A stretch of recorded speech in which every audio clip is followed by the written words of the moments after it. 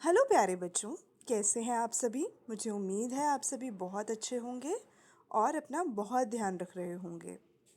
बच्चों, आज हम वीक 14 की वर्कशीट देखेंगे और हमारा पहला सब्जेक्ट है इंग्लिश।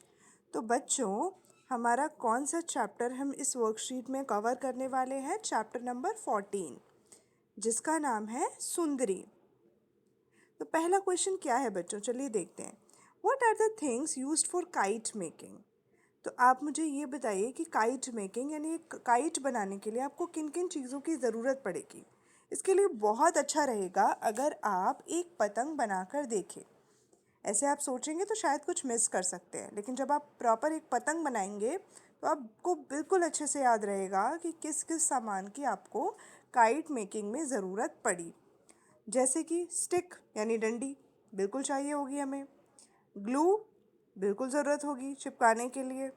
पेपर, भाई पतंग तो कागज़ की ही होती है ना बच्चों, तो पेपर हमें ज़रूर चाहिए।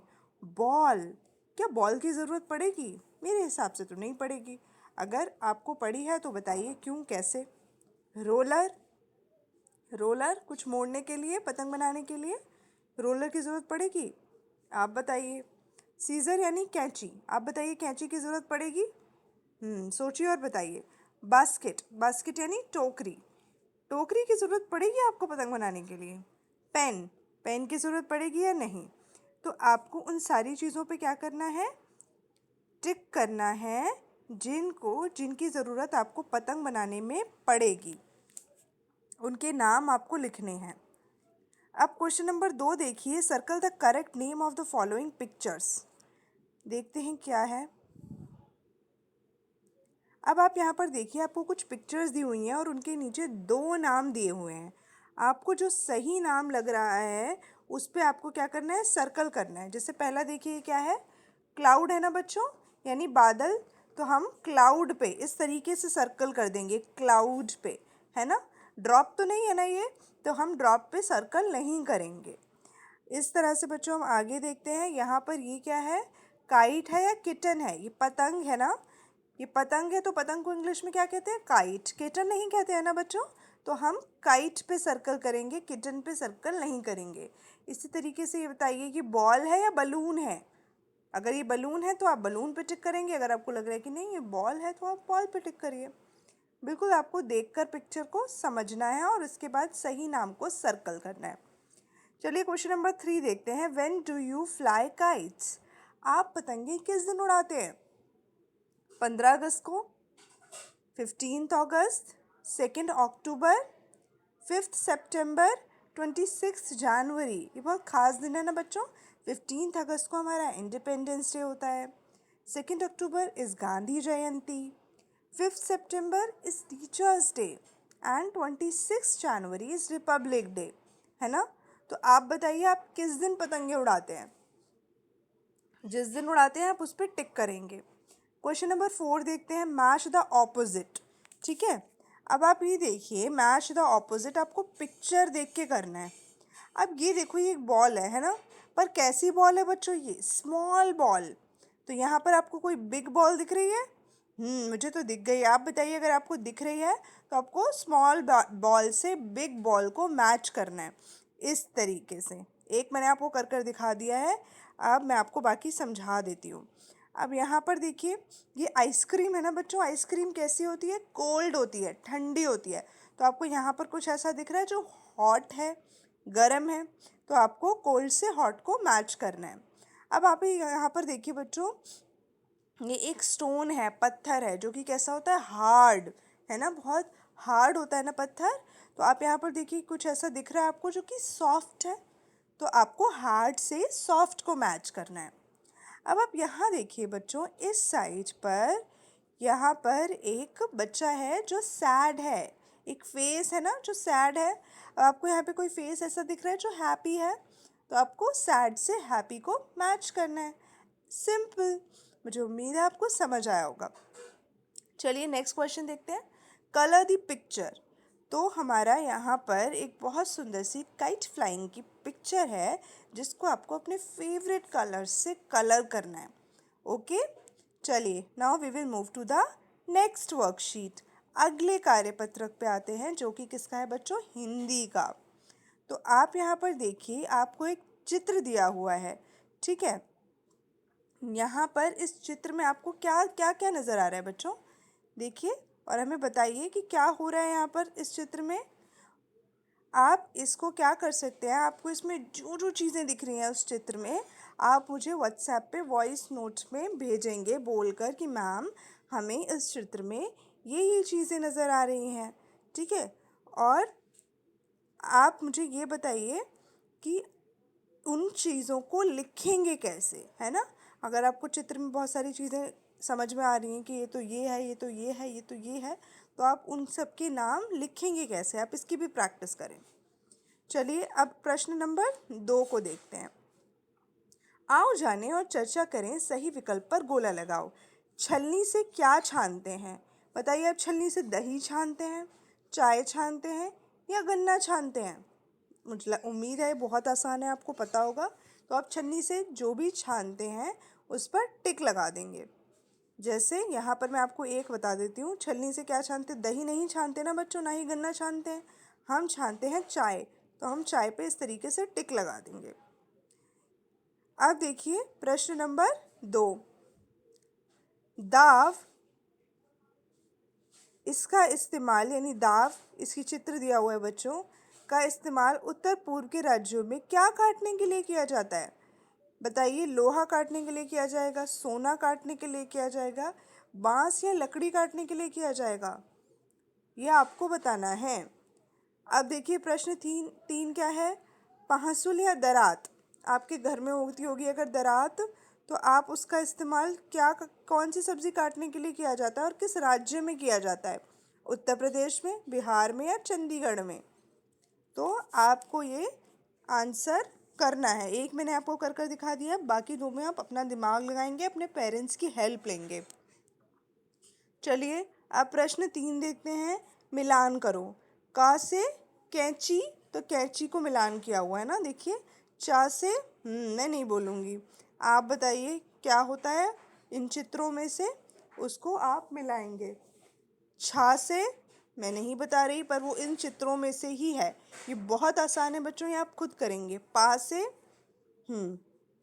और इसी तरीके से हा से, ठीक है। तो आप खुद से इन चित्रों को देख के और इनके नाम के पहले अक्षर को उससे आपको मिलान करना है। एक आपको कर कर दिखाया हुआ है, बाकी आप स्वयं करें।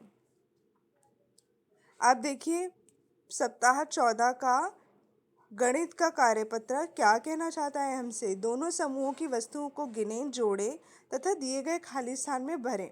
अब यहाँ पर एक लॉलीपॉप है बच्चों और यहाँ पर 3 लॉलीपॉप हैं। अब सारी लॉलीपॉप्स को जब आप गिनेंगे तो टोटल कितनी है? 1 2 3 और 4 लॉलीपॉप्स। तो आप यहाँ पर कितना लिख देंगे? 4। ठीक है बच्चों।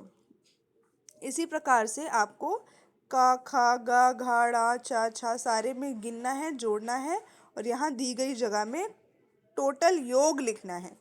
अब प्रश्न 2 देखिए, वस्तुओं की कुल संख्या को प्राप्त करने के लिए रिक्त स्थान में वस्तुएं बनाएं और उसके नीचे संख्या भी लिखें।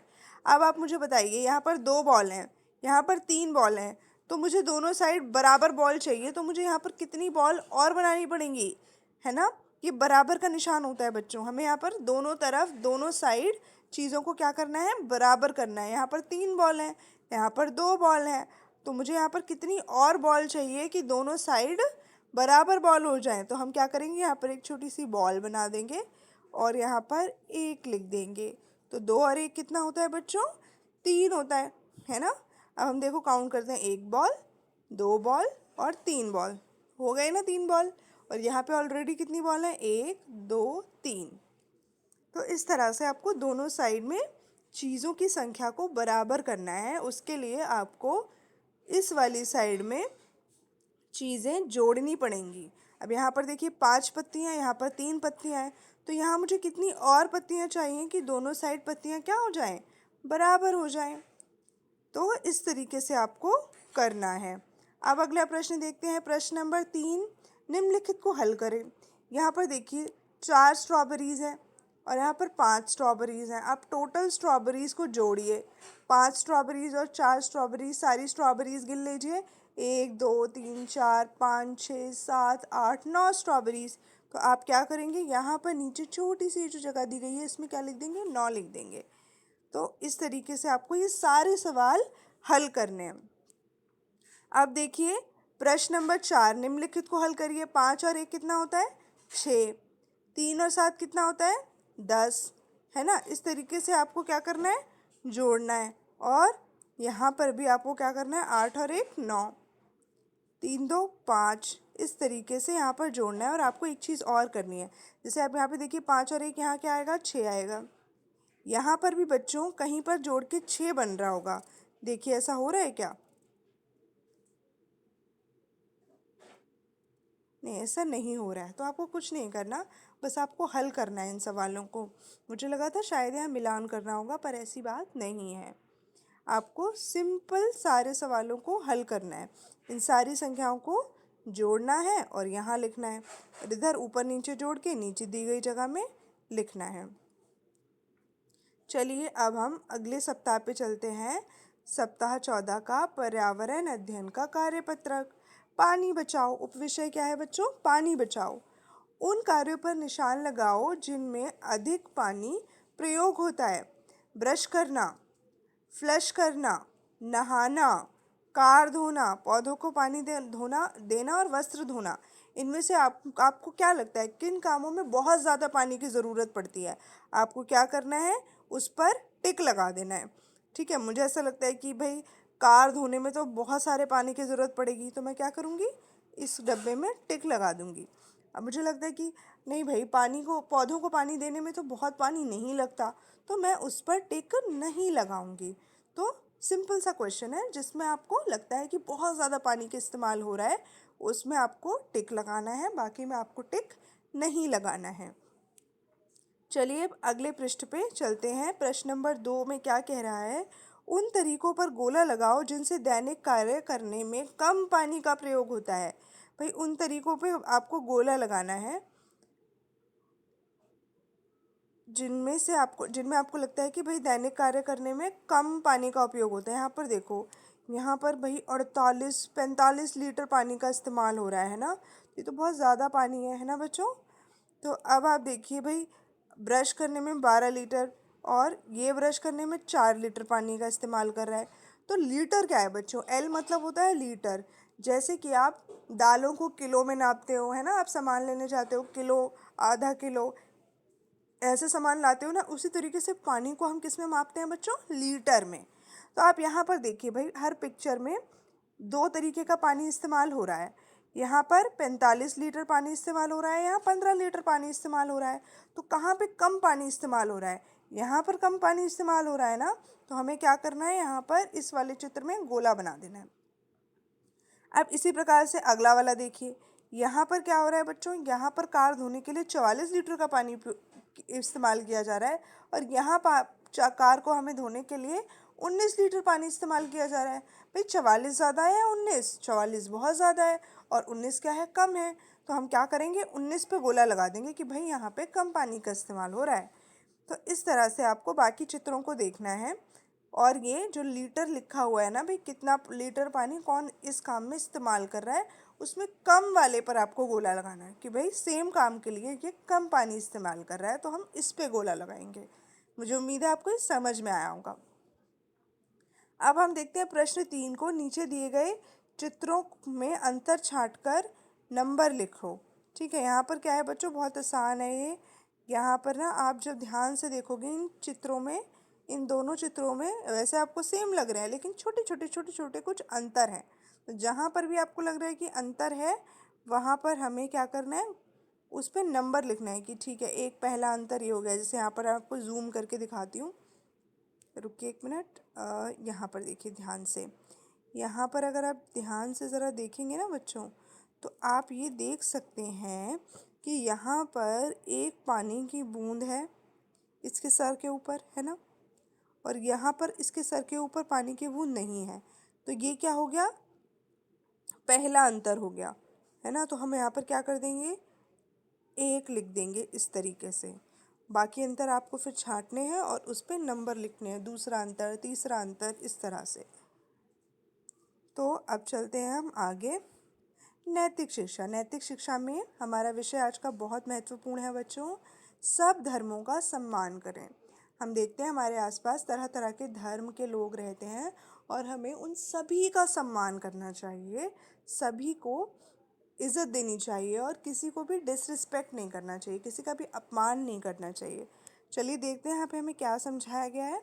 पढ़ते हैं। प्यारे बच्चों, पिछले कुछ सप्ताह में हमने नैतिक शिक्षा में देश प्रेम, राष्ट्र प्रतीकों और अनेकता में एकता के बारे में पढ़ा और जाना।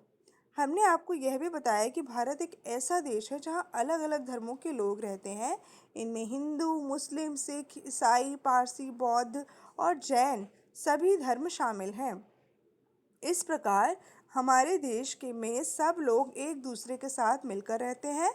हम सभी को अपने अपने धर्म को मानने और अपने अपने त्यौहार को मनाने की पूरी आज़ादी है।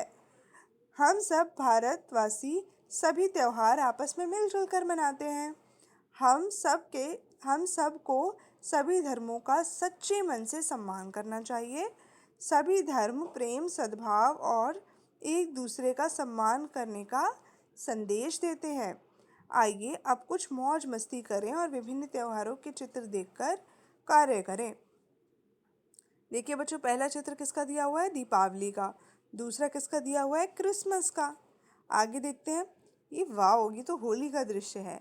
और ये दशहरा, ये रक्षाबंधन, ये बैसाखी और ये बुद्ध जयंती और ये हम सबकी मिलजुल कर प्यार से मनाने वाली ईद का दृश्य है ना।